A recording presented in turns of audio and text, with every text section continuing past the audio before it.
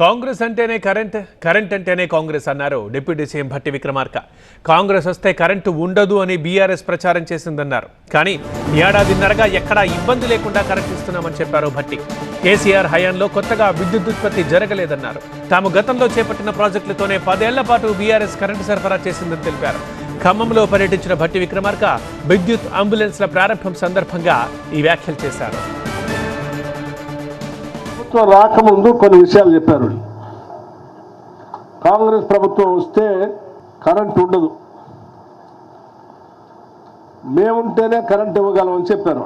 నేను స్పష్టంగా ఈ మాటలు చెప్పేటువంటి టీఆర్ఎస్ నాయకత్వానికి లేకపోతే అవగాహన లేకుండా ఏమంటారు మిడిమిడి జ్ఞానంతో మాట్లాడేటువంటి నాయకులు కూడా నేను ఒక స్పష్టత ఇవ్వదలుచుకున్నాను. నాకు తెలిసి అసలు కాంగ్రెస్ అంటేనే కరెంట్ అంటేనే కాంగ్రెస్.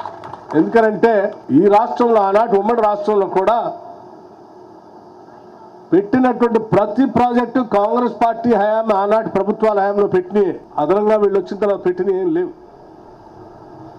మొదలు పెట్టారు కానీ ఏమీ ప్రొడక్షన్లో రాలేదు.